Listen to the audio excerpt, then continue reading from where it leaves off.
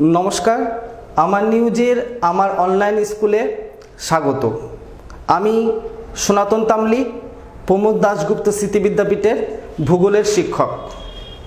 আজকে যে বিশ্বজুড়ে করোনা মহামারী সৃষ্টি হয়েছে, তাতে আমাদের ওয়েস্ট বেঙ্গলের স্কুল কলেজ সমস্ত কিছুই বন্ধ, ছাত্রছাত্রীরাও আজকে গৃহবন্দী। এরকম অবস্থায় তো গৃহবন্দী তো থাকতেই হবে। তাই আমার নিউজ অনলাইন স্কুল নিয়ে এসেছে ছাত্রছাত্রীদের সুবিধার জন্য, তার জন্য আমার স্কুলকে অশেষ ধন্যবাদ। তো যাই হোক, আমি আজকে ভূগোল বিষয়ে মাধ্যমিকের কিছু বিষয় নিয়ে আলোচনা করব। ইতিমধ্যেই মাধ্যমিকের পরীক্ষা হয়ে গেছে। 2021 সালে যে সকল ছাত্রছাত্রীরা মাধ্যমিক পরীক্ষা দিবে, তো এমন একটা সময় চলে আসছে যখন তাদের এপ্রিল মাস শেষ হয়ে এপ্রিল মাস চলছে, এই মুহূর্তে তাদের প্রথম স্কুলের ফার্স্ট সামেটিভ পরীক্ষাটা শেষ হয়ে গেছে এবং সেকেন্ড সামেটিভের পড়াশোনা শুরু হবে। তো সেই জন্য আমি সেকেন্ড সামেটিভ পরীক্ষা থেকেই একটা গুরুত্বপূর্ণ অধ্যায় বায়ুমণ্ডল সম্পর্কে আলোচনা করব। তো তার আগে আমি মাধ্যমিক পরীক্ষার্থীদের সুবিধার্থে মাধ্যমিকের পরীক্ষা প্রশ্নপত্র কেমন হয় সেই বিষয়ে কিছু বলতে চাইছি। মাধ্যমিক পরীক্ষার যে 90 নম্বর, এই 90 নম্বরের মধ্যে তোমরা ভালো করে দেখবা যে 36 নম্বরে আছে কি শর্ট প্রশ্ন এবং 10 নম্বরে হচ্ছে ম্যাপ পয়েন্টিং। তার মানে 1 নম্বরে প্রশ্ন থাকছে কতগুলো, 46।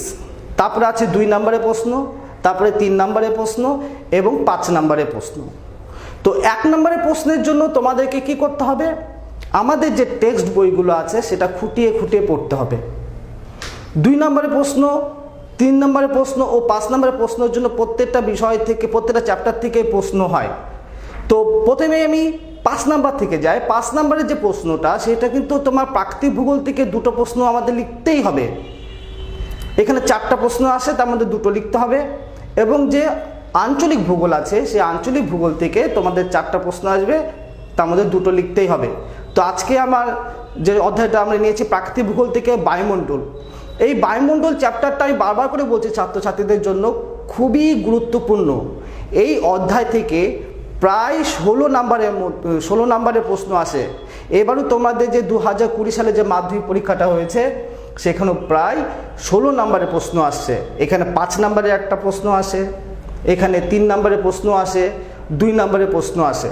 তো এইবার যে প্রশ্নগুলো এসেছে তার পরিপ্রেক্ষিতে 2021 সালে যে সকল মাধ্যমিক পরীক্ষার্থীরা তোমরা পরীক্ষা দেবে, তাদের জন্য আমি 2টো প্রশ্ন দুটো টপিক বেছে নিয়েছি। একটা হচ্ছে বায়ুমণ্ডলের উষ্ণতা তারতম্যের কারণ, আর একটা বায়ুচাপ বলয় ও বায়ুপ্রবাহ নিয়ে তোমাদের সঙ্গে আমি আজকে আলোচনা করব। তো আজকে যে প্রথম যে আলোচনা আমাদের বায়ুমণ্ডলের উষ্ণতা তারতম্যের কারণ। তাহলে এবার দেখো বায়ুমণ্ডল কাকে বলে। বায়ুমণ্ডলটা হচ্ছে কি, আমাদের পৃথিবী পৃষ্ঠের চারিদিকে একটা অদৃশ্য গ্যাসীয় আবরণ আমাদের পৃথিবীকে চারদিকে বেষ্টন করে আছে। এই যে গ্যাসীয় আবরণ, এটাই কিন্তু হচ্ছে তোমার বায়ুমণ্ডল। তো এই বায়ুমণ্ডলের বিস্তার কত, তো আমাদের ভূপৃষ্ঠ থেকে প্রায় 10,000 কিলোমিটার। তারপরে কি আবার তারপরে যে জায়গাটা আছে তাকে বলা হয় কি অ্যারোনমি। আমরা কি বায়ুমণ্ডলের মধ্যেই অবস্থান করছি। তো এই বায়ুমণ্ডল যে উত্তপ্ত হচ্ছে, এর প্রধান উৎস হচ্ছে কি তোমার সূর্য। তো এই সূর্য উষ্ণতা উত্তপ্ত হচ্ছে, সূর্য থেকে কি পরিমাণ তাপ আসে আমরা সবাই জানি। সূর্যের বহিঃপৃষ্ঠের যে উষ্ণতা তা প্রায় 6000 ডিগ্রি সেলসিয়াস। এই 6000 ডিগ্রি সেলসিয়াসের 200 কোটি ভাগের মাত্র 1 ভাগ আমাদের পৃথিবীতে আসে। তো এই যে 200 কোটি ভাগের 1 ভাগ আমাদের আসে, এটাকে বলা হয় কি তোমার ইনসোলেশন। আমি কথাটা লিখছি উপরে, ইনসোলেশন। ইনসোলেশন মানে কি, এটা যদি ইংরেজিতে হয় ইনকামিং সোলার রেডিয়েশন।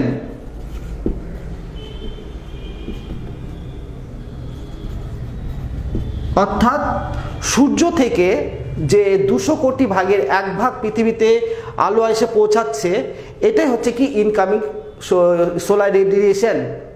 বা এই যে ইনকামিং সোলার রেডিয়েশন আমরা দেখতে পাচ্ছি, এই যে এক ভাগ, এই এক ভাগের মধ্যে যদি আমরা এটাকে যদি আমরা এখানে একটু তোমরা দেখবা যে এক ভাগের মধ্যে এটাকে যদি আমরা এটাকে 100 ভাগ ধরি, তার মধ্যে 66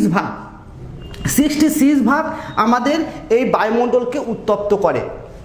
আর বাকি যে 34%, 100 থেকে 66 বাদ দিলে কত থাকছে? 34। এই 34% তোমার আমাদের বায়ুমণ্ডলকে উত্তপ্ত করতে পারে না। তো এই 34%কে বলা হয় কি? অ্যালবেডো। তো উত্তপ্ত করতে পারে না কেন? যে তাপটা আসে কিন্তু আবার এসে আবার মহাবিশ্বে চলে যায়। তো এই যে চলে যাচ্ছে, কার দ্বারা চলে যাচ্ছে? তারপরে 34-এর মধ্যে 25% যাচ্ছে তোমার মেঘ দ্বারা, তোমার তারপরে 6% যাচ্ছে হচ্ছে তোমার মহাকাশে বিচ্ছুরিত হয়ে, আর তোমার 3% হয়ে যাচ্ছে কি? ভূপৃষ্ঠ দ্বারা বিকৃত হয়ে আবার মহাবিশ্বে চলে যাচ্ছে। তো যাই হোক, যেহেতু এই বায়ুমণ্ডলের উষ্ণতার তারতম্যের মধ্যে একটা গুরুত্বপূর্ণ বিষয় চলেই আসে, ইনসোলেশন কি, অ্যালবেডো কি। তো তোমরা যারা টিভি পর্দার সামনে বসে আছো তাদেরকে অবশ্যই বলবো তোমরা একটা খাতা পেন ও বই নিয়ে বসো, তাহলে আমি টপিকস পড়ার সাথে সাথে কী ধরনের প্রশ্ন আসে মাধ্যমিক পরীক্ষায় সেগুলো নিয়েও আমি বলে দেবো। তাহলে এই যে পর্যন্ত আমি আলোচনা করলাম, তাহলে আমি এখানে পেয়ে যাচ্ছি কি? যে দুটো জিনিস, একটা হচ্ছে কি ইনসোলেশন বা কাকে বলে, একটা অ্যালবেডো কি, আর যে 66%, এই 66%কে কি বলছে? এটাকে বলা হচ্ছে কি? কার্যকরী সৌর শক্তি। তো এই যে আমাদের বায়ুমণ্ডলে 66% বায়ুমণ্ডল উত্তপ্ত হচ্ছে, উত্তপ্ত হলে কি আমাদের বায়ুমণ্ডলে কি সব জায়গায় কি উষ্ণতা সমান? সব জায়গায় কিন্তু উষ্ণতা সমান নয়।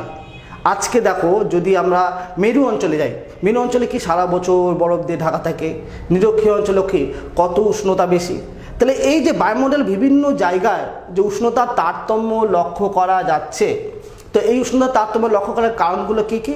কারণ কি হচ্ছে, আমি এখানে আপাতত জায়গা কমের জন্য 3টা লিখেছি, পরে আমি আবার লিখে আলোচনা করব।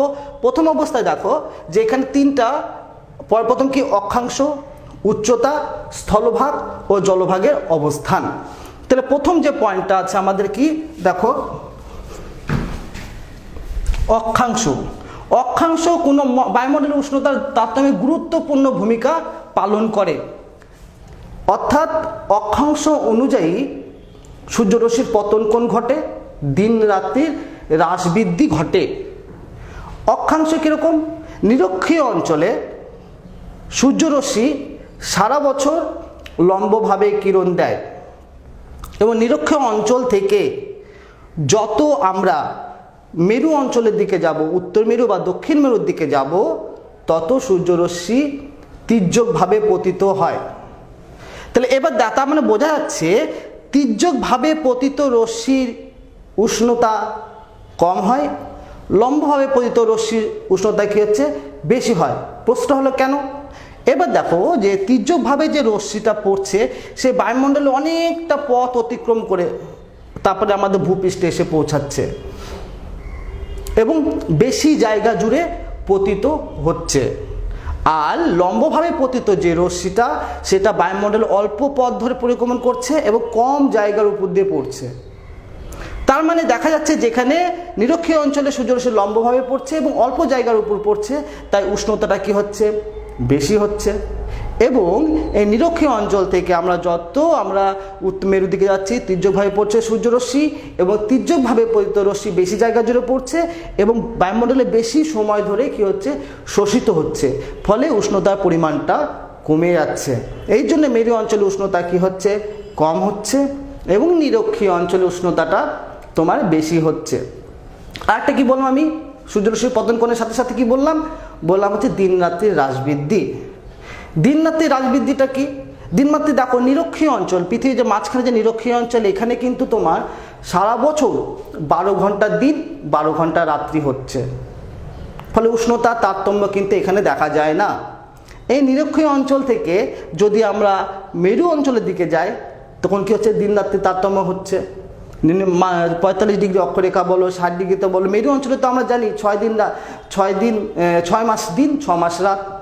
তাহলে এইরকম অবস্থায় এই জন্য এখানে বেশি উষ্ণতা তারতম্য বেশি হওয়ার জন্য এখানে সারা বছর উষ্ণতা কম থাকছে। এই হচ্ছে তোমার অক্ষাংশ। অক্ষাংশ তাহলে আমরা বোঝাতে পারলাম। এবারে পরের পয়েন্টে চলে আসি আমরা কি, উচ্চতা। উচ্চতা বায়ুমণ্ডলের উষ্ণতার তারতম্যে একটা গুরুত্বপূর্ণ ভূমিকা পালন করে। কেমন পালন করে দেখো, যে ভূপৃষ্ঠ থেকে আমরা যত উপরের দিকে যাব তত উষ্ণতা কমে। কত করে কমে? একটা গুরুত্বপূর্ণ শর্ট প্রশ্ন এখানে বারবার আসে যে প্রতি 1000 বা 1 কিলোমিটার উচ্চতা বৃদ্ধির সঙ্গে সঙ্গে 6.4 ডিগ্রি সেলসিয়াস হারে উষ্ণতা হ্রাস পায়। তার মানে আমরা ভূপৃষ্ঠ থেকে যত উপরে যাব তত উষ্ণতা কমবে। আমরা উদাহরণ হিসেবে বলতে পারি, আচ্ছা শিলিগুড়ি যদি যাই আমরা, শিলিগুড়ির পাশে কি দার্জিলিং, শিলিগুড়িতে গরম লাগবে, কিন্তু আমরা দার্জিলিংয়ে যদি যাই সেটা কী হবে, অনেক উষ্ণতা বেশি হবে। নিরক্ষীয় অঞ্চলেও দেখা যায়, নিরক্ষীয় অঞ্চলে তো আমরা একটু আগে বললাম, আলোচনা করলাম অক্ষাংশ অনুযায়ী, যখন আলোচনা করলাম যে ওখানে সারা বছর কি উষ্ণতা বেশি, কিন্তু ওখানে একটা পর্বত আছে কিলিমাঞ্জারো, সেটা কিন্তু বরফ দিয়ে ঢাকা থাকে। তো নিরক্ষীয় অঞ্চলে বরফ দেখা যাচ্ছে কেন, কি কিলিমাঞ্জারো পর্বতটা অনেক উঁচু। তাহলে বুঝতে পারলা যে উচ্চতা বৃদ্ধির সঙ্গে সঙ্গে উষ্ণতাটা কী হচ্ছে, হ্রাস পাচ্ছে। তাহলে এবার একটা প্রশ্ন আসে, তাহলে উচ্চতা বৃদ্ধির সঙ্গে সঙ্গে উষ্ণতা হ্রাস পায় কেন? কারণটা হচ্ছে তোমার যত বায়ুমণ্ডলের জলীয় বাষ্প, ধূলিকণা, এগুলো কিন্তু আমাদের ভূপৃষ্ঠের কাছাকাছিতেই বেশি দেখা যায়। এটা যদি পৃথিবী হয়, পৃথিবীর কাছাকাছি হয়, কিন্তু এখানে আমরা যত উপরের দিকে উঠবো তত কিন্তু এই জলীয় বাষ্পের পরিমাণটা কী হবে, জলীয় বাষ্প ধূলিকণার পরিমাণটা কী হবে, কমে যাবে। আর ধূলিকণা, জলীয় বাষ্প এরা তাপ শোষণ করে বায়ুমণ্ডলকে উত্তপ্ত করে। তারপরে আমরা বলতে পারি যে সূর্য থেকে যে তাপটা আসে সেই তাপটা কিন্তু প্রথমে পৃথিবীতে ভূপৃষ্ঠে এসে পড়ে, তারপরে ভূপৃষ্ঠ থেকে তারপরে তাপটা কী হয়, বিচ্ছুরিত হয়, বিচ্ছুরিত হয়ে তারপরে বায়ুমণ্ডলের উপরের দিকে যায়। তো যে স্থান ভূপৃষ্ঠের বা যে বায়ুস্তরটা ভূপৃষ্ঠের সঙ্গে লেগে থাকবে সেটা আগে উত্তপ্ত হবে, তারপরে তার সংস্পর্শে যে বায়ুস্তরটা থাকবে সেটা উত্তপ্ত হবে। এইভাবে উত্তপ্ত হতে হতে হতে উত্তপ্ত ভূপৃষ্ঠের উপরে পৌঁছাবে। তার মানে যত উচ্চতা বাড়বে উষ্ণতাটা কী হবে, কমতে থাকবে। তো বোঝাতে পারলাম অক্ষাংশ আর উচ্চতা। এইখানে আরেকটা বিষয় আমাদেরকে খুব ভালো করে মনে রাখতে হবে যে বৈপরীত্য উত্তাপ কাকে বলা হয়। বৈপরীত্য উত্তাপ, তো আমি একটু আগে বললাম যে, তাই আমি লিখে দিই এখানে উচ্চতার সঙ্গে একটা গুরুত্বপূর্ণ টপিকস তোমরা লিখে নাও খাতার মধ্যে, বৈপরীত্য উত্তাপ কি। বৈপরীত্য উত্তাপ আমি একটু আগে বললাম যে ভূপৃষ্ঠের থেকে যত আমরা উপরে উঠবো তত উষ্ণতা কি হচ্ছে, হ্রাস পাচ্ছে। কত করে বললাম, 6.4 ডিগ্রি সেলসিয়াস হারে উষ্ণতা হ্রাস পাচ্ছে প্রতি 1 কিলোমিটার উচ্চতা বৃদ্ধিতে। একে বলা হয় কি, উত্তাপের স্বাভাবিক হ্রাস। কিন্তু কখনো কখনো দেখা যায় যে এর বিপরীত অবস্থা, অর্থাৎ উচ্চতা বৃদ্ধির সঙ্গে সঙ্গে উষ্ণতা হ্রাস না পেয়ে বরং বেড়ে যায়। একে বলা হচ্ছে কি, বৈপরীত্য উত্তাপ। তাহলে এবার বলো যে বৈপরীত্য উত্তাপ কীভাবে সৃষ্টি হয়। একটু তোমরা দেখো যে শীতল পার্বত্য অঞ্চলে তোমার যখন রাত্রিবেলা যখন তাপ বিকিরণ করে, নিচের বায়ুস্তরের তুলনায় উপরের বায়ু যে থাকে সেটা বেশি তাড়াতাড়ি শীতল হয়। আমি কি বললাম, নিচের বায়ুস্তরের তুলনায় উপরের বায়ুস্তরটা বা পর্বত উপরে যে বায়ুস্তরটা থাকে বেশি তাড়াতাড়ি শীতল হয়। শীতল হলে কি হচ্ছে, সেই বায়ু ঘন হচ্ছে, ভারী হচ্ছে, এবং ঘন ও ভারী বায়ু সেটা কি করে, পর্বতটা এটা কি ভারী বায়ু, শীতল বায়ু, আর এটা কি নিচে অপেক্ষাকৃত উষ্ণ বায়ু, হালকা বায়ু। তাহলে ভারী ও শীতল বায়ু কি করে, পর্বতের ঢাল বেয়ে নিচের দিকে নামতে থাকে। যে পর্বতের ঢাল বেয়ে যে বায়ুটা নিচের দিকে নামতে থাকে তাকে বলা হচ্ছে তোমার কি, ক্যাটাবেটিক বায়ু। তাহলে পর্বতের উপরে অংশ দিয়ে কি চলে আসলো, কি ক্যাটাবেটিক বায়ু। তাহলে আগে ছিল এখানে শীতল বায়ু, সেটা হয়ে গেল কি, এখানে কি চলে আসলো, শীতল বায়ু। তাহলে এখন হয়ে গেল এটা কি, শীতল বায়ু। এই শীতল বায়ু আগে কি ছিল, এখানে উষ্ণ বায়ু। সেই উষ্ণ বায়ুটা কি করে, আবার তো পর্বতের ঢাল বেয়ে তোমার পাহাড়ের উপরে চলে যায়। তাহলে এখন কি হলো, আগে ছিল এখানে কি উষ্ণ বায়ু, উপরে ছিল কি শীতল বায়ু, তবে এখন চলে আসলো শীতল বায়ু, উপরে থাকলো কি উষ্ণ বায়ু। তাহলে উষ্ণতা কি হলো, দেখা যাচ্ছে যে উচ্চতা বৃদ্ধির সঙ্গে সঙ্গে বৃদ্ধি পাচ্ছে। এই ঘটনাটাকে বলা হচ্ছে কি তোমার বৈপরীত্য উত্তাপ। তো তাহলে এই গেল বৈপরীত্য উত্তাপ। তাহলে আমাদের দুইটা পয়েন্ট হয়ে গেল আলোচনা, অক্ষাংশ উচ্চতা, তারপরে কি স্থলভাগ ও জলভাগের বন্টন। স্থলভাগ ও জলভাগের বন্টন তোমাদেরকে আগে যদি উদাহরণ দিয়ে বোঝাই, তাহলে দেখবা যে আমাদের দেশের দিল্লিতে দেখা যায় যে গ্রীষ্মকালে প্রচণ্ড গরম পড়ে, আবার রাত্রিবেলা শীতকালে প্রচণ্ড ঠান্ডা পড়ে। আর মুম্বাই যদি যাই বা চেন্নাই যদি যাই আমরা ঘুরতে, দেখবো ওখানে সারা বছর সমভাবাপন্ন জলবায়ু। কারণটা কেন? কারণটা হচ্ছে যে তোমার স্থলভাগ জলভাগের তুলনায় তাড়াতাড়ি উত্তপ্ত হয় এবং তাড়াতাড়ি ঠান্ডা হয়। আর জলভাগটা কি? স্থলভাগের তুলনায় বিপরীত অবস্থায়, ধীরে ধীরে উত্তপ্ত হয়, ধীরে ধীরে ঠান্ডা হয়।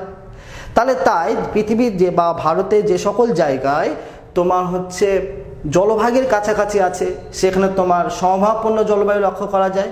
এবং জলভাগ থেকে তোমার যে জায়গাগুলো অনেক দূরে মহাদেশের মধ্যে বা স্থলভাগের মাঝে অবস্থিত, সেই জায়গাগুলোতে তোমার চরম ভাবাপন্ন জলবায়ু দেখা যায়।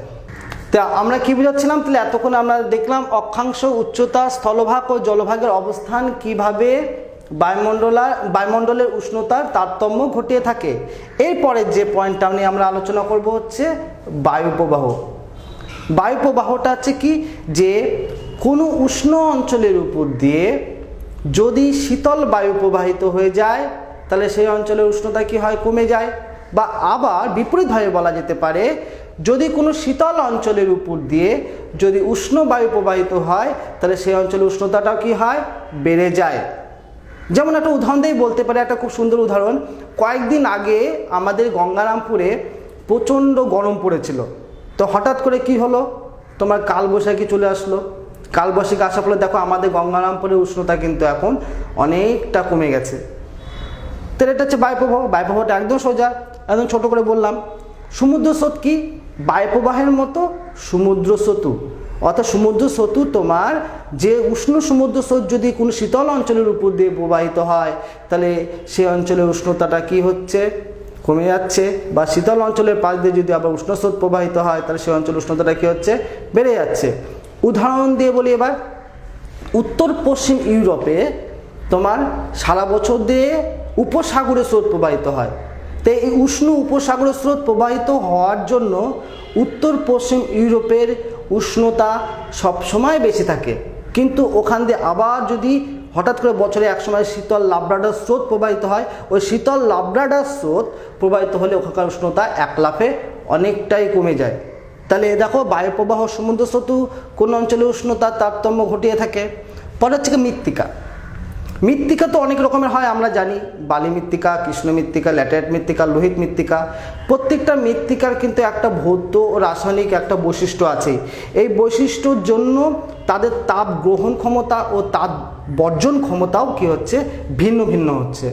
যেমন ধরো বালি মাটি এবং কৃষ্ণ মৃত্তিকা অপেক্ষাকৃত অন্যান্য মৃত্তিকার তুলনায় তাড়াতাড়ি উত্তপ্ত হয় এবং তাড়াতাড়ি শীতল হয়। এই জন্য তোমার যে সকল জায়গায় পৃথিবীর কৃষ্ণ মৃত্তিকা বা বালি মৃত্তিকা দেখা যায়, সেখানকার উষ্ণতা কি স্বাভাবিকভাবেই বেশি হয়।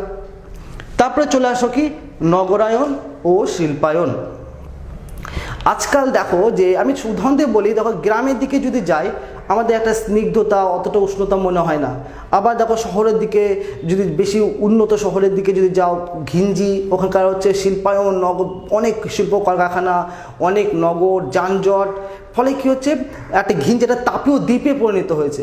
তাই যে সকল জায়গায় বা নগরায়নের পরিমাণ বা শিল্পায়নের পরিমাণটা বেশি হচ্ছে, সেখানে উষ্ণতাটা কি বেশি হচ্ছে। আর যেখানে এগুলোর হার, নগরায়ন শিল্পায়নের হারটা কম হচ্ছে, সেখানে উষ্ণতাটা কী থাকছে? কম থাকছে। তাহলে এইবার দেখো যে আমরা যে পড়াশোনা করলাম, এখন কী কী জানলাম, যে গুরুত্বপূর্ণ বিষয়, তোমরা প্রশ্নগুলো খাতায় লিখে নাও। প্রথমে বলেছিলাম বায়ুমণ্ডলে উষ্ণতা তারতম্যের কারণ। তা উষ্ণতা তারতম্যের কারণের মধ্যে তোমরা কি লিখবা? যে পয়েন্টগুলো লিখে নাও: অক্ষাংশ, উচ্চতা, স্থলভাগ ও জলভাগের অবস্থান, বায়ুপ্রবাহ, সমুদ্র স্রোত, মৃত্তিকা, নগরায়ন ও শিল্পায়ন। তবে পরীক্ষার ক্ষেত্রে অধিকাংশ ক্ষেত্রে দেখা যায় যে বায়ুমণ্ডলে উষ্ণতার তারতম্যের ক্ষেত্রে 4টি কারণ বা নিয়ন্ত্রক আলোচনা করো। তাহলে তোমরা মোটামুটি, আমি 4টি নয় 5টি বলে দিচ্ছি তোমাদেরকে। এই যেগুলোর মধ্যে যে কোনো 5টা পয়েন্ট খুব ভালো করে মুখস্থ করে নেবা। এর মধ্যে কিছু 2 নম্বরের ও 3 নম্বরের প্রশ্ন আসে, সেগুলো তোমরা খাতার মধ্যে লিখে নাও। প্রথমে বলেছিলাম কি কার্যকরী সৌরশক্তি। কার্যকরী সৌরশক্তি কি? যে পরিমাণ শক্তিটা পৃথিবীতে আসে তার মধ্যে 66% বায়ুমণ্ডলকে উত্তপ্ত করে, যে তাহলে 66%টা কি? কার্যকরী সৌরশক্তি। তারপরে কি বললাম কি? অ্যালবেডো। অ্যালবেডো কি? যে 66, বাকি যে 34% যেটা উত্তপ্ত করতে পারে না, মহাবিশ্বে চলে যায়, সেটা হচ্ছে কি? অ্যালবেডো। তারপরে বললাম কি? তোমার উচ্চ স্থান শীতল হয় কেন? এটা একটা গুরুত্বপূর্ণ প্রশ্ন। আমরা যখন উচ্চতা পয়েন্ট করে আলোচনা করেছিলাম, বললাম যে উঁচু স্থান কি ধীরে ধীরে ঠান্ডা হয়ে যাচ্ছে, কেন হচ্ছে সেটা লিখে না। উচ্চ স্থান কেন শীতল হয়। 2 নম্বর আরেকটা প্রশ্ন, সেটা বললাম কি? বৈপরীত্য উত্তাপ কি? তাহলে আমরা এতক্ষণ বললাম কি? বায়ুমণ্ডল উষ্ণতার তারতম্যের কারণ। তো পরের যে আবার একটা টপিকস নিয়ে আমি আলোচনা করছি, সেটা হচ্ছে কি? তোমার বায়ুচাপ বলয় ও বায়ু প্রবাহ। তো প্রথমে আমরা বায়ুচাপ বলয়, বায়ুচাপ এগুলো সম্পর্কে জেনে নিই, তারপরে আমরা বায়ু প্রবাহ সম্পর্কে জানব। তো প্রথমে বায়ুচাপ।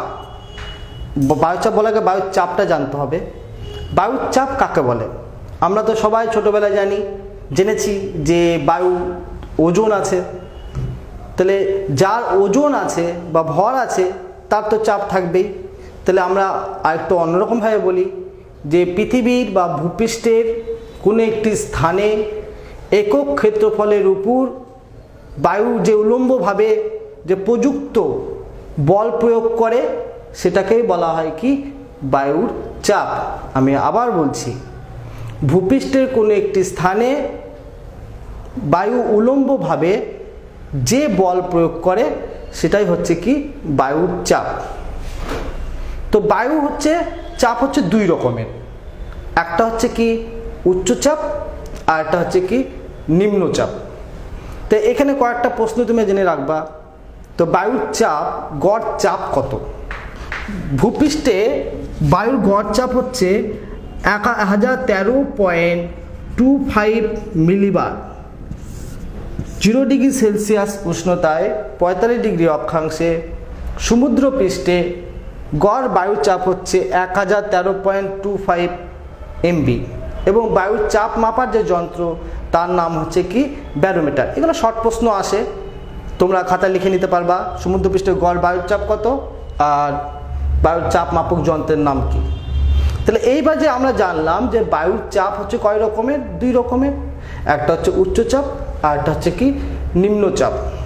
তাহলে এই যে উচ্চচাপ ও নিম্নচাপ হওয়ার কারণ কি? অর্থাৎ আমাদের ভূপৃষ্ঠে যদি আমরা লক্ষ্য করি, এই পৃথিবীর সব জায়গায় একরকম চাপ দেখা যায় না, কোথাও উচ্চচাপ কোথাও নিম্নচাপ।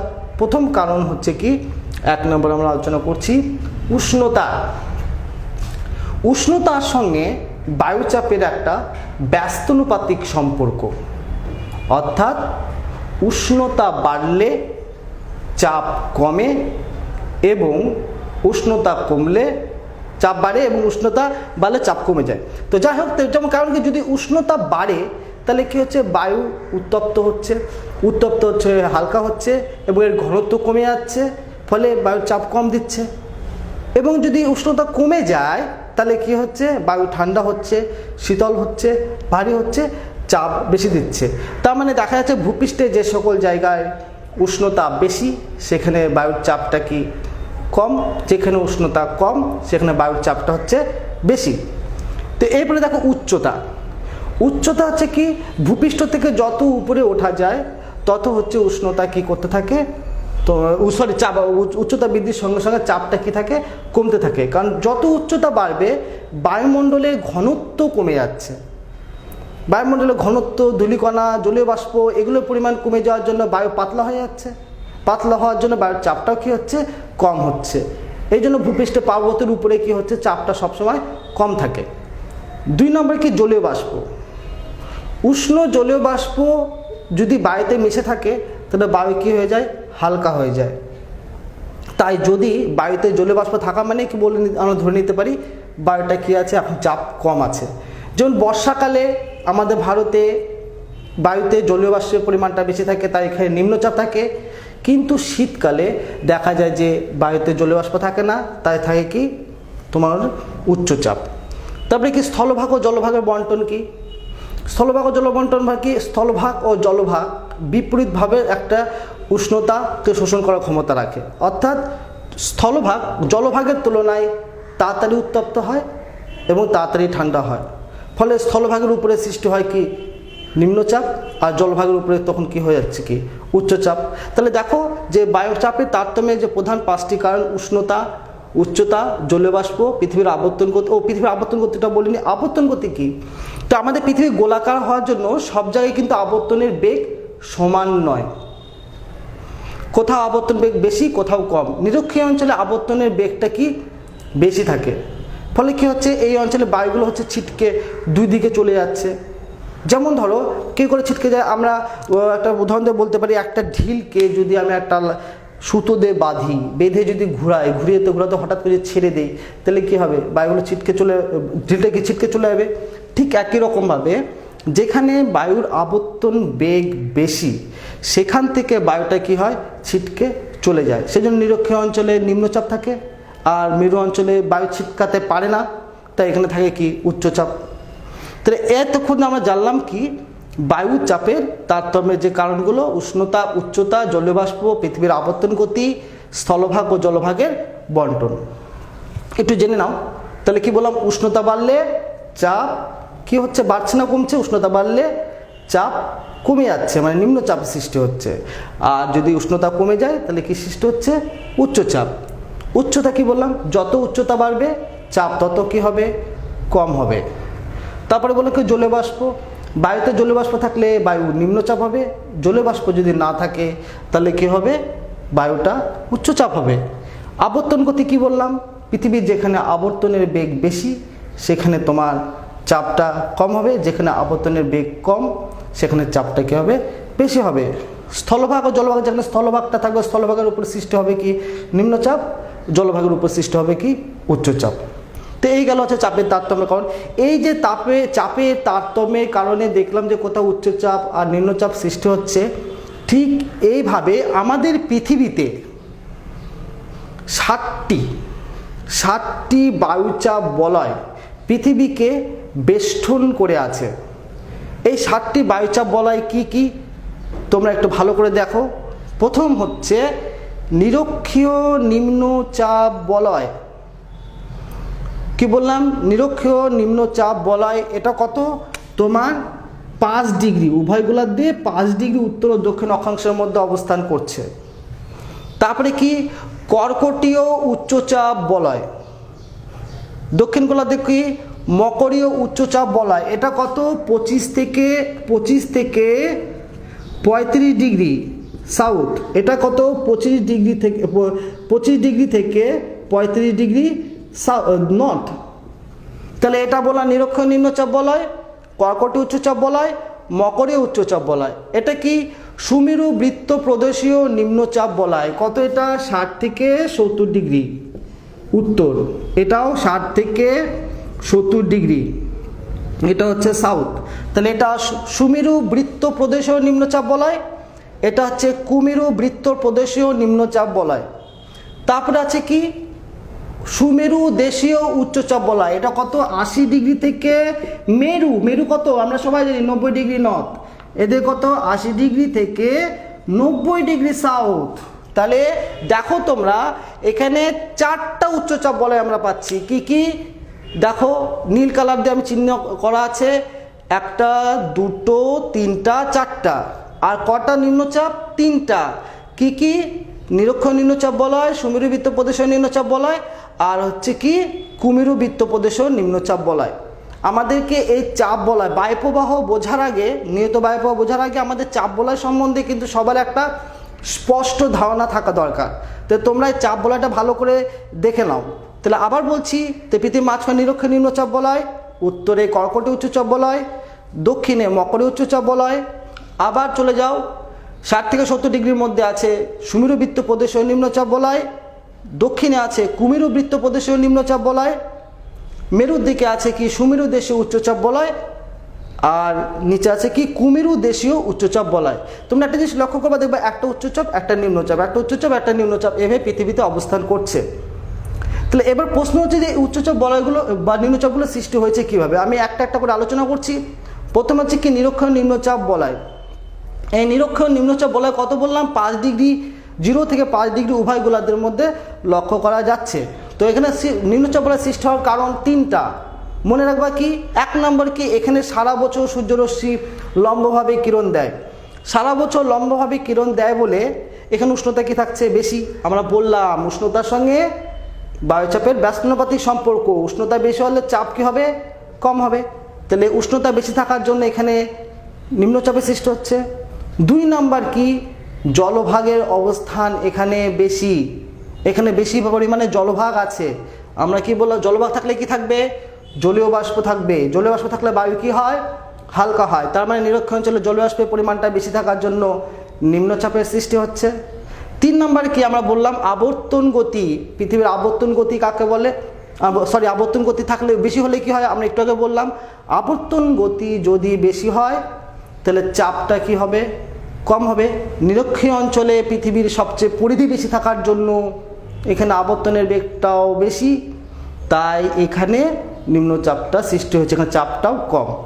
তাহলে নিরক্ষীয় অঞ্চলে নিম্নচাপ সৃষ্টি হওয়ার কারণ কি, 1 নম্বর আমি বললাম উষ্ণতা বেশি, 2 নম্বর জলবাষ্পের পরিমাণটা বেশি, 3 নম্বর কি, পৃথিবীর আবর্তন বেগটা বেশি। এরপরে দেখো কর্কটীয় মকরে উচ্চচাপ বলয়। কর্কটীয় মকরে উচ্চচাপ বলয়টা কি, এভাবে সৃষ্টি হচ্ছে নিম্নচাপের পর উচ্চচাপ। অর্থাৎ দেখা যাচ্ছে এই কর্কটীয় মকরে উচ্চচাপ বলয় এই নিরক্ষীয় অঞ্চলে তোমার বায়ু কি হচ্ছে, এখানে সারা বছর ধরে উষ্ণতা বৃদ্ধি হওয়ার জন্য বায়ুগুলো কিন্তু উষ্ণ হচ্ছে, উষ্ণ হয়ে উত্তপ্ত হয়ে সোজা উপরের দিকে উঠে যাচ্ছে। উপরের দিকে উঠে যাওয়ার জন্য বায়ুর কোনো পার্শ্ব প্রবাহ এখানে দেখা যায় না। এখানে একটা ছোট প্রশ্ন থাকে, ডোলডামস কি, ডোলডামস বা নিরক্ষীয় শান্ত বলয়, ডোলডামস বা একে বলা হয় কি নিরক্ষীয় শান্ত বলয়। তোমার খাতা লিখে নাও যে নিরক্ষীয় শান্ত বলয় বা ডোলডামস কি। নিরক্ষীয় শান্ত বলয় কি, যে বলবো যে নিরক্ষীয় অঞ্চলে সূর্যরশ্মি লম্বভাবে কিরণ দেওয়ার জন্য সেখানে বায়ুর কোনো পার্শ্ব প্রভাব দেখা যায় না। বায়ু কি হয় তোমার এখানে সোজা উলম্বভাবে উপরের দিকে উঠে চলে যায়, ফলে একটা শান্ত ভাব বিরাজ করে, সেই জন্য একে বলা হয় কি নিরক্ষীয় শান্ত বলয় বা ডোলডামস। তো এখান থেকে বায়ু কি হয়, উত্তপ্ত হয়ে এই 2 দিকে যে কর্কটীয় মকর উচ্চচাপ বলয় আছে, এই কর্কটীয় মকর উচ্চচাপ বলয় নেমে আসে, ফলে কি হচ্ছে এখানে স্বাভাবিক বায়ুর চাপের পরিমাণটা বেড়ে যাচ্ছে। এরপরে চলে আসো কি সুমেরুবৃত্ত প্রদেশীয় আর কুমেরুবৃত্ত প্রদেশীয় নিম্নচাপ বলয়। তো নিম্নচাপ বলয় হয় কারণ কি, তুলনামূলকভাবে তোমার এই যে মেরু অঞ্চল থেকে এই তোমার সুমেরুবৃত্ত প্রদেশে দেখা যাচ্ছে যে তোমার আবর্তন বেগটা বেশি। তো পৃথিবীর এই আবর্তন বেশি হওয়ার জন্য এখান থেকে বায়ুগুলো ছিটকে 2 দিকে চলে যাচ্ছে, ফলে এখানে সৃষ্টি হচ্ছে কি নিম্নচাপ। তারপরে কি সুমেরু দেশীয় উচ্চচাপ বলয় এবং কুমেরু দেশীয় উচ্চচাপ বলয়। আমরা অক্ষাংশ যখন পড়লাম বায়ুমণ্ডল উষ্ণতার তারতম্যে দেখলাম যে এই মেরু অঞ্চলে বায়ু অতি তীর্যকভাবে পৌঁছাচ্ছে। তো বায়ুতে সূর্যরশ্মি অতি তীর্যকভাবে পৌঁছানোর জন্য কী হচ্ছে, এখানে উষ্ণতা খুবই কম থাকছে। তারপরে এখানে জলীয় বাষ্পের পরিমাণটা এত কম, সেই জন্য এখানে কোনো রকম হচ্ছে উষ্ণ সূর্যের তাপ জলীয় থাকার জন্য বায়ুর চাপ উষ্ণতা খুবই কম থাকছে এবং বায়ুর চাপটাও কী হচ্ছে বেশি থাকছে। তো যাই হোক, তাহলে মেরু দেশেও উষ্ণতা কম থাকার জন্য চাপটা কী হচ্ছে বেশি হচ্ছে। এই 7টা বায়ুচাপ বলয় সৃষ্টির কারণে আমাদের আলোচনা হয়ে গেল। তাহলে আমি আবার বলছি, নিরক্ষীয় নিম্নচাপ বলয়, চাপ বলয়গুলো দেখো। চাপ বলয়গুলো আমি কেন বারবার রিপিট করছি, এই জন্যই এই চাপ বলয় পড়লে আমাদের পরবর্তী বায়ুপ্রবাহ পড়াতে সুবিধা হবে। তাই নিরক্ষীয় নিম্নচাপ বলয়, কর্কটীয় উচ্চচাপ বলয়, মকর উচ্চচাপ বলয়, সুমেরুবৃত্ত প্রদেশীয় নিম্নচাপ বলয়, কুমেরুবৃত্ত প্রদেশীয় নিম্নচাপ বলয় এবং একদম মেরু অঞ্চলে সুমেরু দেশীয় উচ্চচাপ বলয় এবং কুমেরু দেশীয় উচ্চচাপ বলয়। ঠিক আছে, তো আমাদের বায়ুচাপ বলয় পড়া হয়ে গেল। এরপরে বায়ু প্রবাহ। তো বায়ু প্রবাহ কি, তাহলে মনে রাখবা যে চাপের ভূপৃষ্ঠে যে চাপের যে তারতম্য হচ্ছে, যে উচ্চ ভূপৃষ্ঠে যে আমরা দেখলাম কোথাও উচ্চচাপ ও কোথাও নিম্নচাপ হচ্ছে, এই যে চাপের যে তারতম্য কারণে ভূপৃষ্ঠের সমান্তরালে যখন বায়ু প্রবাহিত হয় তাকে বলা হয় কি বায়ু প্রবাহ। তো আমাদের বায়ু প্রবাহ হচ্ছে 4 রকমের। কি কি তোমরা দেখো ভালো করে, এবং সবাইকে বলবো তোমরা এই ছকটা যদি লিখে নাও, এই ছকটা লিখে নিলে মনে রাখতে অনেক সুবিধা হবে। দেখো, নিয়ত বায়ু প্রবাহ, সাময়িক বায়ু প্রবাহ, স্থানীয় বায়ু প্রবাহ, আকস্মিক বায়ু প্রবাহ। এরপরে আমি দেখো নিয়ত বায়ু প্রবাহ, প্রত্যেকটা প্রবাহ সম্বন্ধে আমি আলোচনা করব। তারপরে এই নিয়ত বায়ু প্রবাহকে আমরা ভাগ করেছি, 3 ভাগে ভাগ করেছি। একটা আয়ন বায়ু, পশ্চিমা বায়ু, মেরু বায়ু। সাময়িক বায়ুকে আমরা ভাগ করেছি 4 ভাগে ভাগ করেছি। দেখো সমুদ্র বায়ু, স্থল বায়ু, মৌসুমী বায়ু, পার্বত্য বা উপত্যকা বায়ু। তারপর হচ্ছে কি স্থানীয় বায়ু। স্থানীয় বায়ু 2 রকমের, একটা উষ্ণ স্থানীয় বায়ু আর একটা হচ্ছে শীতল স্থানীয় বায়ু। আর হচ্ছে কি আকস্মিক বায়ু প্রবাহ। আকস্মিক বায়ু প্রবাহকে আমরা 2 ভাগে ভাগ করেছি, ঘূর্ণবাত, প্রতিপ ঘূর্ণবাত। এবং ঘূর্ণবাতকে 2 ভাগে ভাগ করা হয়, একটা ক্রান্তীয় ঘূর্ণবাত আর একটা হচ্ছে তোমার নাতিশীতোষ্ণ ঘূর্ণবাত। তো এই প্রত্যেকটা বায়ু প্রবাহ সম্বন্ধে এখন আমরা আলোচনা করছি। তো প্রথম যে প্রশ্নটা আমরা আলোচনা করব সেটা হচ্ছে কি নিয়ত বায়ু প্রবাহ। নিয়ত বায়ু প্রবাহ কাকে বলে?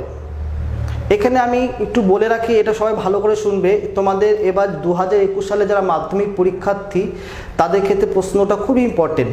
অনেক রকমভাবে প্রশ্নটা আসতে পারে যে নিয়ত বায়ু প্রবাহের শ্রেণী বিভাগ করো, এরকম আসতে পারে বায়ুচাপ বলয়গুলির বিবরণ দাও, বা আরেকটা প্রশ্ন আসতে পারে যে বায়ুচাপ বলয়ের সাথে নিয়ত বায়ুর সম্পর্কটি লেখো।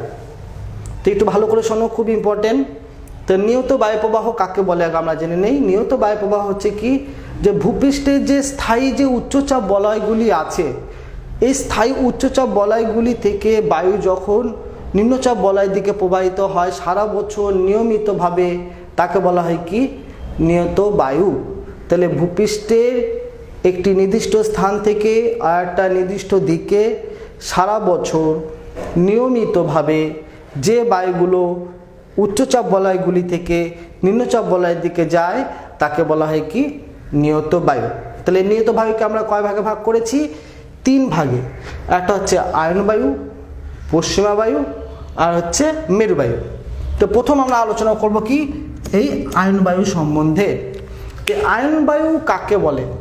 দেখো একটা জিনিস মনে রাখবা সব সময়ের জন্য, বায়ুচাপ বলার আগে বায়ু সব সময় উচ্চচাপ থেকে নিম্নচাপের দিকে যায়। তাহলে আমরা মাথার মধ্যে রেখে দেব বায়ু উচ্চচাপ থেকে নিম্নচাপের দিকে যায়। তাহলে আয়ন বায়ু কাকে বলে? দেখো এবার, যে বায়ুটা সারা বছর কর্কটীয় উচ্চচাপ বলয় থেকে এবং মকরীয় উচ্চচাপ বলয় থেকে নিরক্ষীয় নিম্নচাপ বলয়ের দিকে প্রবাহিত হয় তাকে বলা হয় কি আয়ন বায়ু।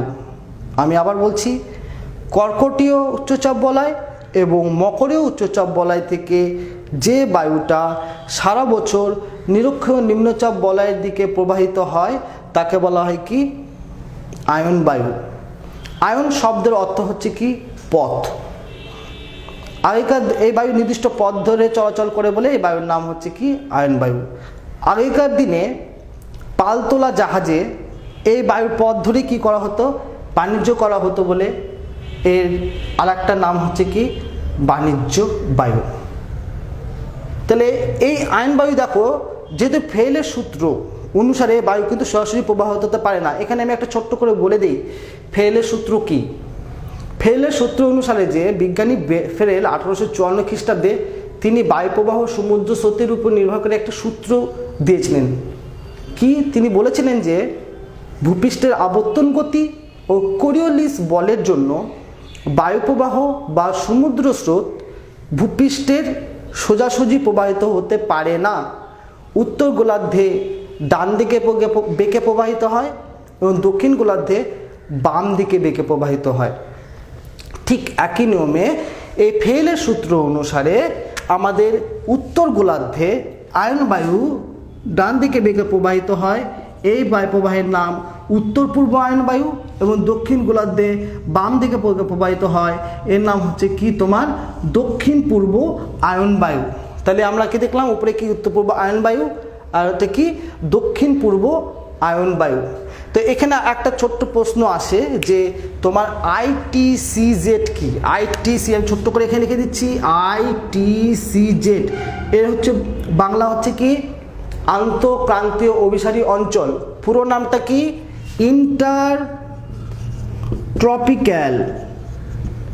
ইন্টারট্রপিক্যাল কনভারজেন্স জোন বা বলা হয় কি আন্তঃক্রান্তীয় অভিসারী অঞ্চল কাকে বলা হয়? এই যে এটা বায়ুর নাম কি বললাম? উত্তর পূর্ব আয়ন বায়ু। এখানে লিখে দিই আমি, উত্তর পূর্ব আয়ন বায়ু। এই বায়ুটার নাম কি বললাম? দক্ষিণ পূর্ব আয়ন বায়ু। তাহলে উত্তর পূর্ব আয়ন বায়ু ও দক্ষিণ পূর্ব আয়ন বায়ু যে অঞ্চলে বা নিরক্ষীয় অঞ্চলে মিলিত হলে সেখানে কোনো রকম আর পার্শ্ব প্রবাহ দেখা যায় না, বায়ু উল্লম্বভাবে উপরে উঠে যায়, তাই এই অঞ্চলটাকে বলা হয় কি ITCZ।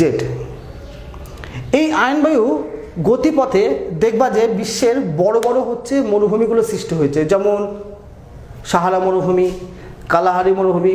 কারণ কি এই বায়ুটা যখন পূর্ব দিক থেকে পশ্চিম দিকে আসে তো পূর্ব দিকে এর বৃষ্টিপাত সম্পন্ন হয়ে যায়, তাই পশ্চিম দিকে যখন চলে আসে তখন কিন্তু এই বায়ুতে আর জলীয় বাষ্প থাকে না বলে আর বৃষ্টিপাতও হয় না। এই বায়ু উত্তর গোলার্ধে তোমার 16 কিলোমিটার বেগে প্রবাহিত হয়, দক্ষিণ গোলার্ধে প্রায় 22 কিলোমিটার বেগে প্রবাহিত হয়। এই হচ্ছে আমাদের গেল কি আয়ন বায়ু।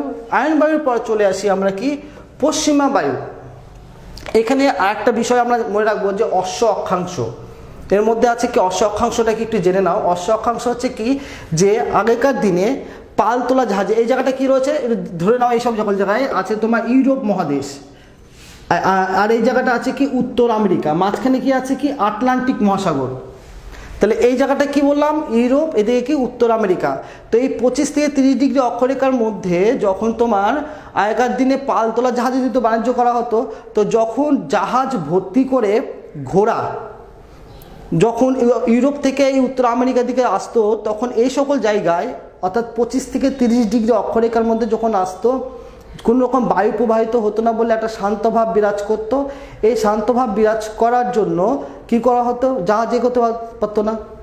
জাহাজ না এগোনোর জন্য তখন জাহাজের মধ্যে যে সকল নাবিকরা থাকতো আর ঘোড়াগুলো থাকতো তাদের খাদ্য আর পানীয় জলের একটা সংকট দেখা দিত।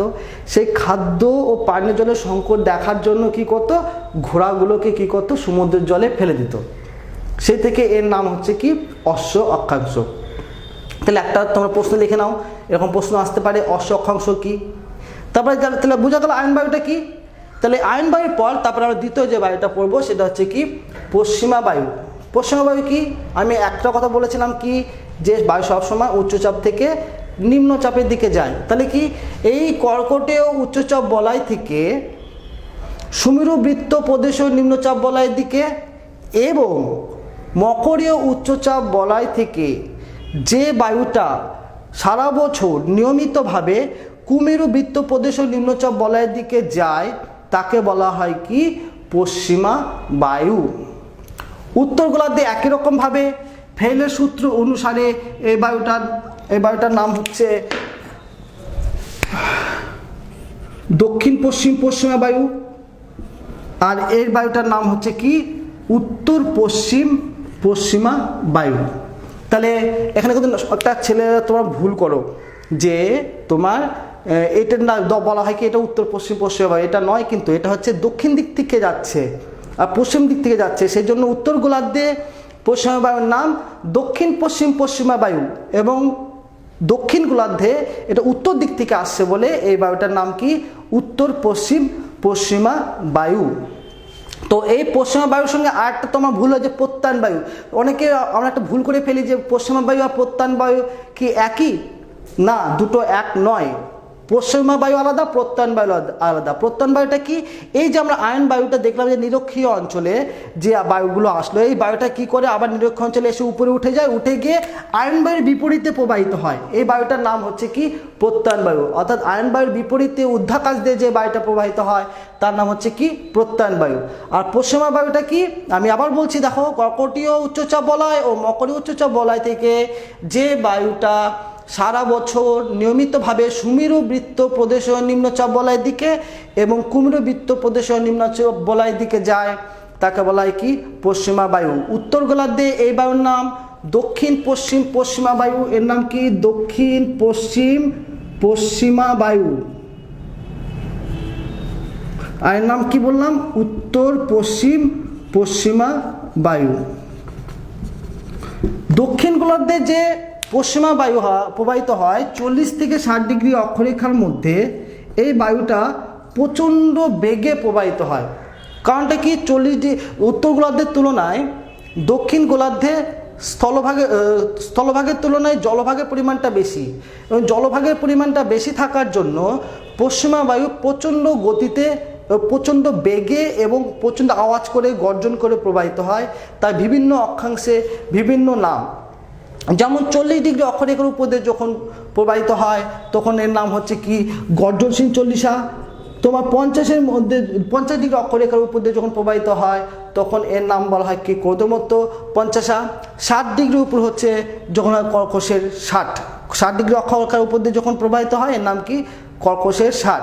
তো এখানে শর্ট প্রশ্নে 1 নম্বরের প্রশ্ন কিন্তু খুব আসে যে 40 ডিগ্রিকে অক্ষরেখাকে বলা হয় গর্জনশীল চল্লিশা, 50 ডিগ্রিকে বলা হয় ক্রোধমত্ত পঞ্চাশা, 60 ডিগ্রি অক্ষরেখার উপর দিয়ে যখন প্রবাহিত হবে তখন এর নাম কি? কর্কশের 60। তো এই পশ্চিমা বায়ুর প্রভাব কি? পশ্চিমা বায়ু দেখো পশ্চিম দিক থেকে প্রবাহিত হচ্ছে, এই জন্য একটা প্রভাব, গুরুত্বপূর্ণ প্রভাব, এই বায়ুর প্রবাহ পথে শীতকালে ভূমধ্যসাগরীয় জলবায়ু অঞ্চলে বৃষ্টিপাতটা হচ্ছে।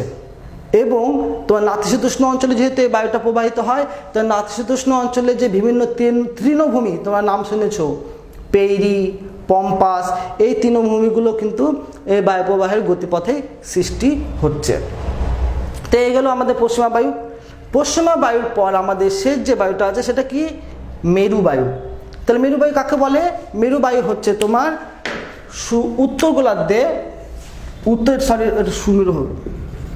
উত্তর গোলার্ধে সুমেরু দেশীয় উচ্চচাপ বলয় থেকে যে বায়ুটা সুমেরু বৃত্ত প্রদেশীয় নিম্নচাপ বলয় এবং কুমেরু দেশীয় উচ্চচাপ বলয় থেকে যে বায়ুটা সারা বছর নিয়মিতভাবে কুমেরু বৃত্ত প্রদেশীয় নিম্নচাপ বলয়ের দিকে প্রবাহিত হয় তাকে বলা হচ্ছে কি? তোমার মেরু বায়ু। এই বায়ুটা ঠিক উত্তর গোলার্ধে উত্তর পূর্ব মেরু বায়ু এবং দক্ষিণ গোলার্ধে ফেলে সূত্র অনুসারে ডান দিকে বেঁকের নাম হয় কি? দক্ষিণ পূর্ব মেরু বায়ু। এই বায়ুর প্রভাবে কি হচ্ছে? তোমার বিশেষ করে উত্তর আমেরিকা, রাশিয়া এই সকল জায়গায় বেশি ঠান্ডা পড়ে, কারণ মেরু অঞ্চল থেকে আসছে বলে এই বায়ুটা প্রচণ্ড ঠান্ডা।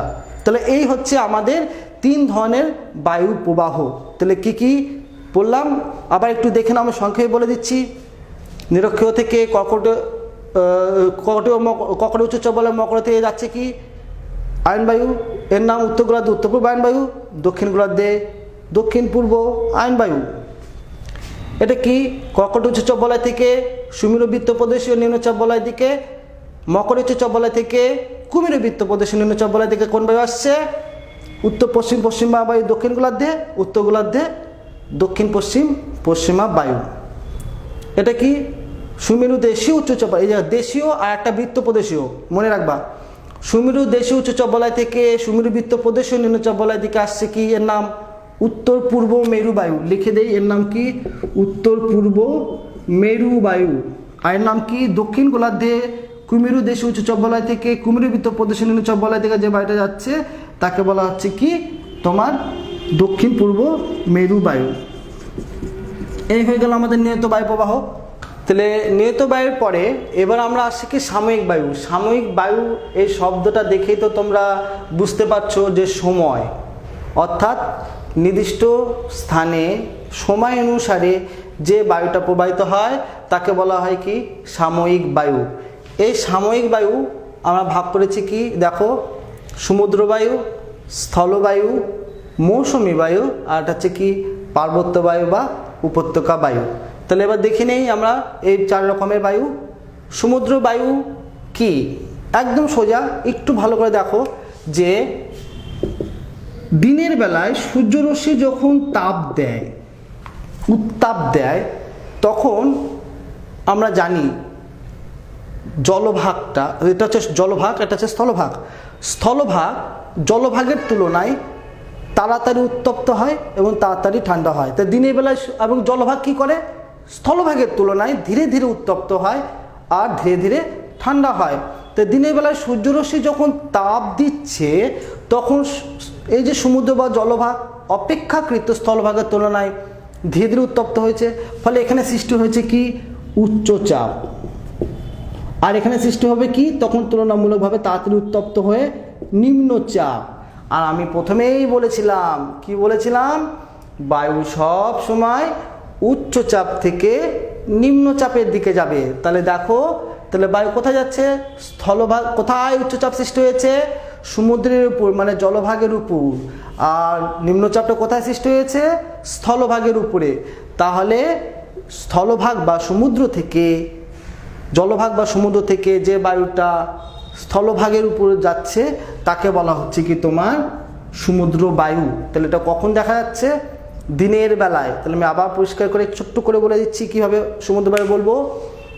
দিনের বেলায় সূর্যরশ্মি যখন প্রচণ্ড তাপ দেয়, জলভাগ স্থলভাগের তুলনায় ধীরে ধীরে উত্তপ্ত হয়, ফলে জলভাগের উপরে সৃষ্টি হয় কি উচ্চচাপ এবং স্থলভাগের উপরে সৃষ্টি হয় কি নিম্নচাপ। তখন বায়ু উচ্চচাপ থেকে অর্থাৎ জলভাগ থেকে স্থলভাগের দিকে প্রবাহিত হলে তাকে বলা হচ্ছে কি সমুদ্র বায়ু।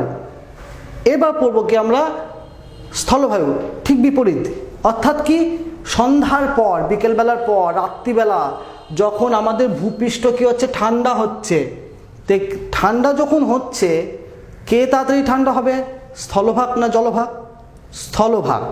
তো স্থলভাগ তাড়াতাড়ি ঠান্ডা হবে, জলভাগ কিন্তু অত তাড়াতাড়ি ঠান্ডা হবে না।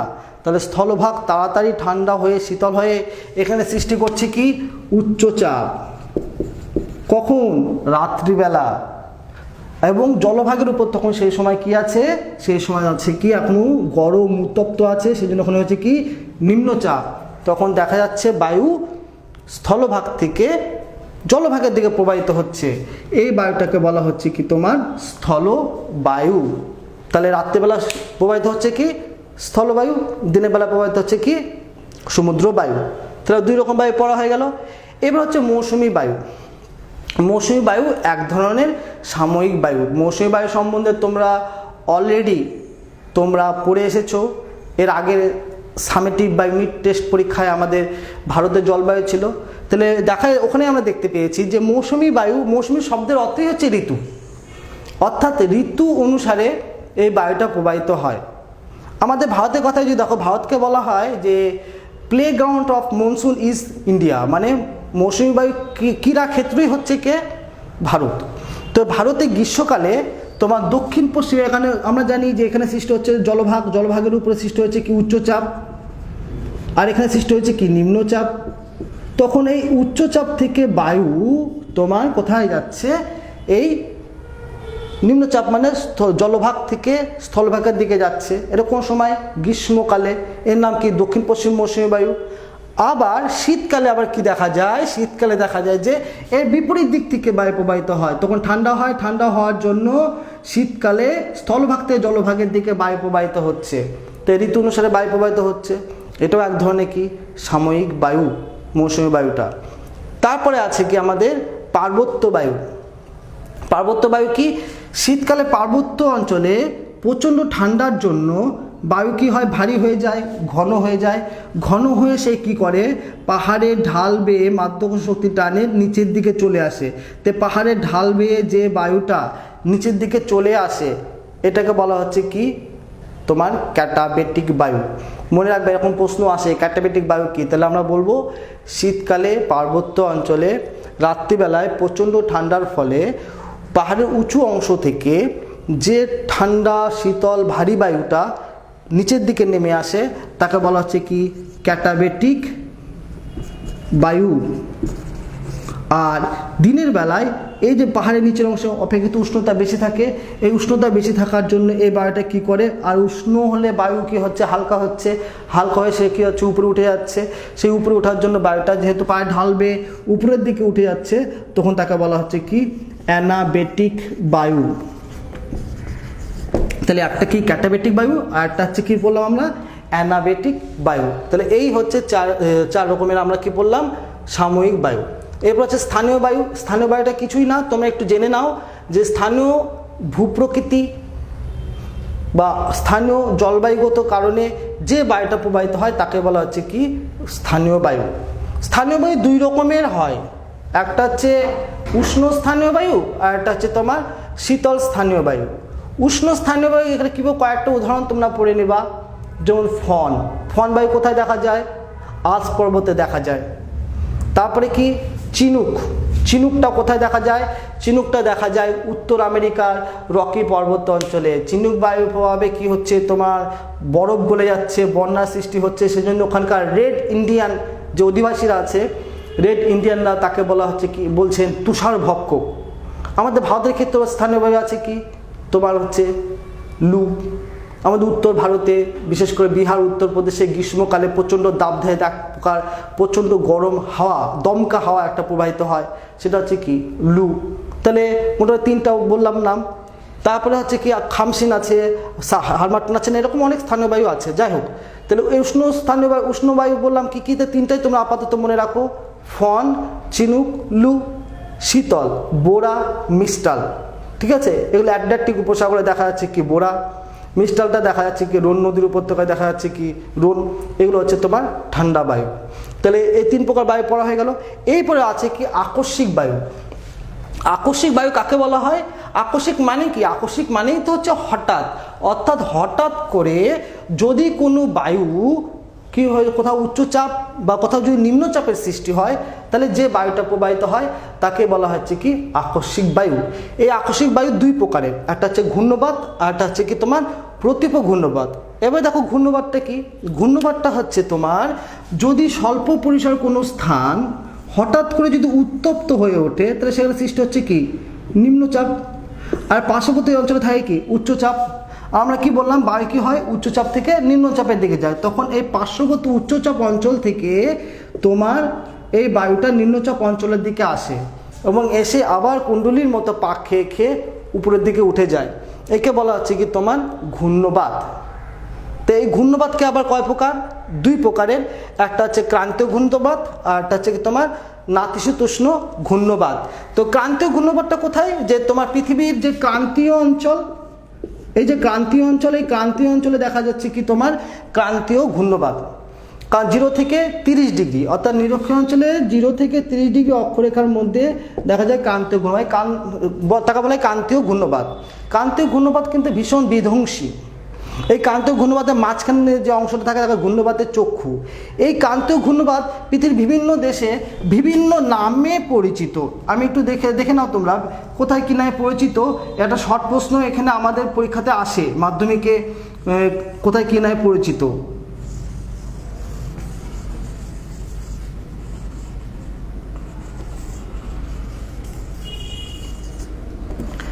যেমন এটা কি ভারত মহাসাগর এই সকল জায়গায় এর নাম হচ্ছে কি সাইক্লোন। ভারত মহাসাগর সংলগ্ন ভারত, বাংলাদেশ, পাকিস্তানে একে বলা হয় কি সাইক্লোন। এখানে ফিলিপাইন্স দ্বীপপুঞ্জে এর নাম কি ব্যাগুই। নাম কি ব্যাগুই। আবার এখানে চীন বা জাপান আছে, জাপানে বা চীনে এর নাম কি টাইফুন। অস্ট্রেলিয়াতে এর নাম কি উইলি। এর নাম কি উইলি। এবং এখানে রয়েছে কি মেক্সিকো উপসাগরে এর নাম কি হ্যারিকেন। নাম কি বললাম? হ্যারিকেন। এবং সবচেয়ে বিধ্বংসী যে ক্রান্তীয় ঘূর্ণবাত, সে কারণের নাম কি টর্নেডো, যেটা আমাদের মিসিসিপি অববাহিকাতে দেখা যায়। এই ক্রান্তীয় ঘূর্ণবাত পৃথিবীর বিভিন্ন দেশে বিভিন্ন নামে পরিচিত। এরপরে আসছে কি আমাদের নাতিশীতোষ্ণ ঘূর্ণবাত। নাতিশীতোষ্ণ ঘূর্ণবাতটা কোথায় দেখা যায়? যে নাতিশীতোষ্ণ অঞ্চল 30 থেকে 45 ডিগ্রি অক্ষরেখার উপরে 55 ডিগ্রি অক্ষরেখার মধ্যে এখানে দুই ধরনের বায়ু, অর্থাৎ মেরু অঞ্চল থেকে আসে শীতল বায়ু, আর এই যে ক্রান্তীয় অঞ্চল থেকে যায় কোন বায়ু? উষ্ণ বায়ু। এই শীতল বায়ু আর উষ্ণ বায়ু যখন যায় তো পরস্পরে কী হয়, একটা সীমান্তের সৃষ্টি হয়, একটা ঢাল সীমান্ত হওয়ার জন্য যেটা মেরু অঞ্চল থেকে আসে, ধরো এটা মেরু অঞ্চল থেকে আসে, সে বায়ুটা কি ভারী, আর কি উষ্ণ অঞ্চল থেকে আসে কি উষ্ণ বায়ু। তো মেরু অঞ্চলে যে শীতল বায়ুটা আসে সে ভারী হওয়ার জন্য নিচে থাকে এবং উষ্ণ বায়ুকে নিচের থেকে ধাক্কা দিয়ে উপরে উঠে ঘনীভূত হয়ে একটা বৃষ্টিপাত ঘটায়। সেটা হচ্ছে কি নাতিশীতোষ্ণ ঘূর্ণবাত। তবে ক্রান্তীয় ঘূর্ণবাতটা আমাদের গ্রীষ্মকালে আর শরৎকালে বেশি দেখা যায়, নাতিশীতোষ্ণ ঘূর্ণবাতটা আবার শীতকালে বেশি দেখা যায়, কিন্তু বেশি ভয়ঙ্কর বিধ্বংসী ক্ষমতা রাখে কে? ক্রান্তীয় ঘূর্ণবাতই। এই গেল আমাদের হচ্ছে ঘূর্ণবাত। তারপর চলে আসে কি প্রতীপ ঘূর্ণবাতটা তার একদম বিপরীত অবস্থা। বিপরীত কি আমরা ঘূর্ণবাতের ক্ষেত্রে কি দেখলাম? মাঝখানে সৃষ্টি হবে কি নিম্নচাপ, আর এখানে সৃষ্টি হবে কি উচ্চচাপ। তাহলে আমরা কি বলবো, স্বল্প পরিসর কোনো স্থান, ভূপৃষ্ঠে স্বল্প পরিসর কোনো স্থানে যদি হঠাৎ করে প্রচণ্ড ঠান্ডা বা শৈত্যের আবির্ভাব ঘটে, তাহলে সেখানে সৃষ্টি হয় কি গভীর উচ্চচাপ, আর তার পার্শ্ববর্তী অঞ্চলে থাকে কি নিম্নচাপ। আমরা তো বলেইছি বায়ু সবসময় কোথা থেকে, উচ্চচাপ থেকে নিম্নচাপের দিকে। তাহলে এই উচ্চচাপ থেকে বায়ু কি করে, বাইরের দিকে অর্থাৎ বাইরে যে নিম্নচাপ অঞ্চল আছে সে সকল জায়গায় কুণ্ডলীর মতো পাক খেতে খেতে বাইরের দিকে ছিটকে যায়। একে বলা হয় কি প্রতীপ ঘূর্ণবাত। তাহলে প্রতীপ ঘূর্ণবাত কিন্তু তোমার ন্যাচারালি আমরা বুঝতেই পারলাম সংজ্ঞা দেখে যে মেরু অঞ্চলের দিকে বা শীতল নাতিশীতোষ্ণ অঞ্চলে দেখা যায়, এবং এই বায়ুতে কিন্তু কোনো রকম ঝড় বৃষ্টি কিন্তু প্রবাহিত হয় না। কারণ কি বায়ু কোথা থেকে আসছে, শীতল জায়গা থেকে গরম অঞ্চলের দিকে যাচ্ছে। শীতল জায়গা থেকে যদি গরম অঞ্চলের দিকে যদি বায়ু যায়, সে বায়ুতে কোনো রকম বৃষ্টিপাত কিন্তু আর হয় না। ঠিক আছে, তাহলে এই হচ্ছে আমাদের বায়ু প্রবাহ, টোটালটা আমি বুঝিয়ে দিলাম। তোমরা হচ্ছে পড়ে নেবা ঘূর্ণবাত, প্রতীপ ঘূর্ণবাত। প্রথম থেকে আমি আরেকবার বলে দিই কি কি প্রশ্ন আসে না আসে, আমি এখনই শেষ করব। তাহলে দেখো বায়ুপ্রবাহ হচ্ছে আমরা 4 রকমের বায়ুপ্রবাহ পড়েছিলাম, নিয়ত বায়ুপ্রবাহ, সাময়িক, স্থানীয়, আকস্মিক। এর মধ্যে সবচেয়ে বেশি ইম্পর্টেন্ট আমার যেটা মনে হয় ব্যক্তিগতভাবে নিয়ত বায়ুপ্রবাহ। নিয়ত বায়ুপ্রবাহর সঙ্গে বায়ুচাপ বলয়ের সম্পর্ক, নিয়ত বায়ুপ্রবাহ কয় প্রকার ও কি কি, এটা খুব ভালো করে পড়তে হবে, সঙ্গে ছবি। তারপরে সাময়িক বায়ুপ্রবাহ, সাময়িক বায়ুপ্রবাহ কয় প্রকার ও কী কী। সাময়িক বায়ু কী বলেছিলাম, সমুদ্র বায়ু, স্থলবায়ু, মৌসুমী বায়ু, পার্বত্য বা উপত্যকা বায়ু। তারপরে স্থানীয় বায়ু খেলে এখানেও এ পর্যন্ত কোনো বড় প্রশ্ন আসেনি, 1 নম্বর আর 2 নম্বরের প্রশ্নে আসে। তোমরা খালি কয়েকটা উদাহরণ পড়ে নেবা, কয়েকটা উষ্ণ স্থানীয় বায়ুর নাম, কয়েকটা শীতল স্থানীয় বায়ুর নাম। আর আকস্মিক বায়ু, আকস্মিক বায়ুর মধ্যে কি কি দেখলাম আমরা, ঘূর্ণবাত, প্রতীপ ঘূর্ণবাত। ঘূর্ণবাত কয় প্রকার, ক্রান্তীয় ঘূর্ণবাত, প্রতীপ নাতিশীতোষ্ণ ঘূর্ণবাত।